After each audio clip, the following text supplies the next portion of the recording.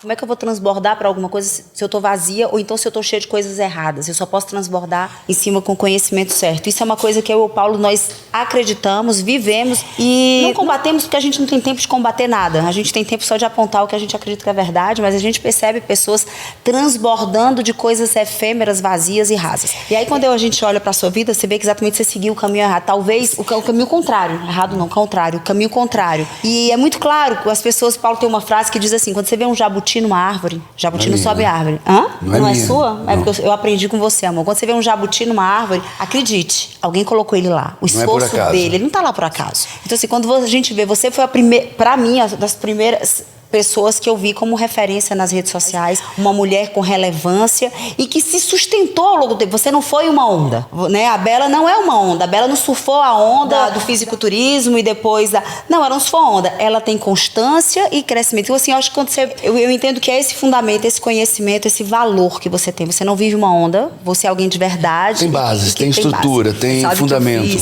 Muito obrigado. Eu tô com o olho cheio d'água. Eu sou chorona. Mas eu tenho uma história muito legal, um testemunho até para dar, né, para as pessoas que eu falo que a nossa vida não é sobre aquilo que acontece com a gente, mas sobre aquilo que a gente faz com aquilo que acontece com a gente, né? Isso aí é uma frase de efeito, mas que eu acho válida, porque se aplica talvez para a grande maioria de nós. E os meus pais se separaram, eu tinha 11 anos. E eu me lembro que a gente ficou numa situação financeira muito, muito, muito difícil, muito ruim. Minha mãe tem 3 filhos, somos, né, 3 irmãos, eu sou a mais nova. E meu irmão pegou a parte boa, ele é o mais velho, ele chegou a viajar pro exterior. E quando eu tava ali na minha pré-adolescência, eu chegou me vi a sua vez. chegou a minha vez, eu falei, e agora, José? Eu não vou pra Disney, não vou... Assim, era dificuldade real de às vezes, atrasar alguns meses a mensalidade da escola. Minha mãe chegou a ter que pedir ajuda para os irmãos dela mesmo, né? Pra coisas básicas, assim, dentista, enfim. E eu me lembro que esse tempo de reclusão, que eu não podia sair, não podia viajar, porque não tinha dinheiro, eu estudava. Eu comprei um dicionário de inglês no centro da cidade lá de BH, usado, um Michaelis, lembra desse dicionário? De papel, porque a gente é dessa época, né? Não tinha Google na minha, imagina. Não tinha nada dessas coisas. Até existia internet, mas era assim, só pra... Era um acesso extremamente limitado. E eu comprei esse dicionário, então o meu sonho era falar inglês. Eu comecei a estudar em casa, palavra por palavra no dicionário. E eu me lembro de traduzir letra de música. E eu dou risada hoje, porque, gente, imagina, eu traduzir Alanis Morissette. Alanis Morissette é um monte de palavrão, de gíria. E eu pegando ali no termo literal, achando que eu tava arrasando. Depois, hoje que a gente, né, fala inglês, você fala, isso é um slang, né? Ela tava xingando lá os ex-namorados, aquela fase revoltada da Alanis, que ela fazia umas letras bem feias. Mas foi assim que eu aprendi. Eu fiz do limão uma limonada, porque num momento que eu podia deprimir, murmurar e reclamar com Deus, porque eu, ó céus, ó vida, porque o ser humano é muito vitimista de natureza, né? Eu falei, não, eu tô aqui nesse tempo, vou fazer o quê? Vou estudar. Eu sempre gostei de ler e foi aí que eu comecei a estudar inglês e minha paixão pelos estudos começou a florescer cada vez mais e desde muito novinho eu tinha sempre isso em mente. Pra ser relevante, a gente tem que ter uma mente pensante. Até rimou, né? Pra ser relevante tem que ter uma mente pensante. Pensei que era preparado. Não, funcionou. Funcionou. Tem que ter uma mente pensante. Não adianta, se eu vejo que nessa geração, eu não falo isso com ar de julgamento nem de soberba, mas é uma análise mesmo, né? É uma geração que vive de cortes de vídeos de TikTok e de Instagram. Cortes. Eles aprendem política em 15 segundos, num vídeo de 15 segundos. Eles não se dão o trabalho de ler, né? Eles querem debater direita e esquerda, mas nunca leu o Manifesto Comunista, por exemplo, nunca leu Cartas do Cárcere, nunca, ele não sabe nada. Ele assistiu um vídeo de 15 segundos e ele sintetiza aquilo do jeito dele, né? Existem fatos e existem ideias. E suas ideias não são fatos necessariamente, né? Mas ele vem com aquilo como se fosse verdade absoluta. Então a gente tá vivendo uma era, assim, de muito barulho e pouca voz. Bela, e você como mãe, já que você falou dessa era, quais são os desafios de educar suas filhas nesse mundo? Nesse mundo do rápido, nesse mundo do raso, nesse mundo superficial, nesse mundo da imagem. Das narrativas. Bom, eu tenho uma de 8 e uma de 5, né? São novinhas ainda, mas em casa eu adoto o modelo bíblico de criação. Eu sempre falo para as pessoas, eu não tô preocupada com o que vão dizer, eu não tô nem aberta para escutar isso é certo, isso é errado. Para mim não tem verdade que se contrapõe à verdade bíblica, existe uma verdade.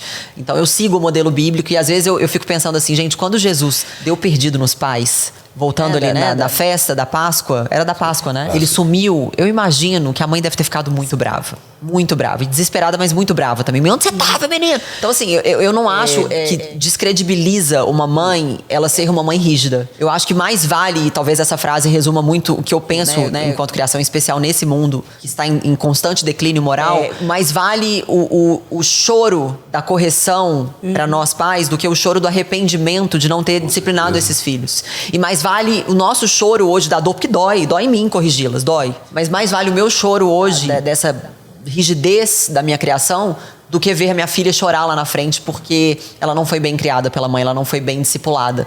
Em casa, uma das minhas maiores preocupações, eu e meu esposo, é que as nossas filhas nos enxerguem como autoridade dentro de casa. Filho tem que ter limite. E eu sempre gosto de exemplificar para elas. Às vezes a gente vê uma criança fazendo pirraça, criança que hoje dá tapa em pai e mãe e eles acham normal. E eu falo com as minhas filhas, tá vendo aquelas crianças? Você queria ser igual a elas? Não, mamãe, eles são muito mal educados. Pois é, você seria igual a elas se a mamãe não fosse tão rígida com você. Então, importa que eu seja dura agora, porque vocês estão crescendo, vocês não têm ainda o autocontrole, vocês entendimento. Não tem, vocês estão amadurecendo. Eu falo ludicamente, mas eu tive que antecipar, de fato, algumas conversas em casa. Falamos sobre aborto, falei sobre ideologia do gênero e falo mesmo, assim, eu acho que a gente vive numa geração diferente, eu não tenho como poupar as minhas filhas de algumas coisas. Eu embalo isso numa embalagem lúdica, claro, pra não traumatizar, pra não assustar e de forma que elas consigam digerir aquilo. Mas eu tive que antecipar e eu falei sobre isso com minha filha de 5 anos. Mas eu tô tranquila, porque se a gente não doutrina, alguém vai fazer isso fora de casa. Espaços não ficam vazios. Se você não treinar seus filhos, educar seus filhos, alguém vai fazer. Eu vejo esse mundo moderno dizendo assim, não, seu filho vai decidir o que ele vai ser quando crescer. Isso não existe. Uma criança sem cognição, sem entendimento, sem racionalidade, ela não decide nada. Ela não decide nada. Uma criança, ela é educada a ser quem ela se tornará. E se o pai e a mãe não assumem a responsabilidade de educar, direcionar, apontar o caminho e corrigir ao longo desse caminho, alguém vai fazer isso. Então, quando diz, seu filho vai decidir o que ele quer ser quando crescer. Mentira! Alguém vai convencê-lo a ser alguma coisa quando crescer.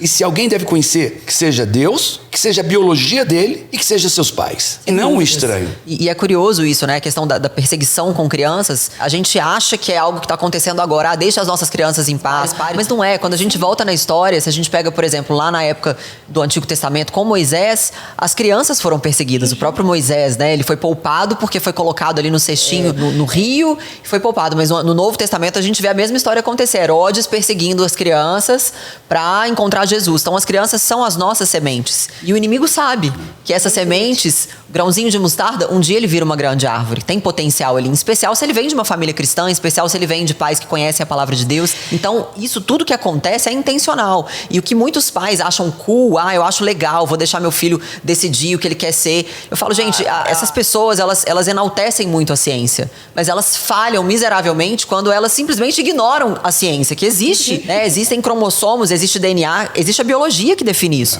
E eu não posso deixar isso na mão de uma criança.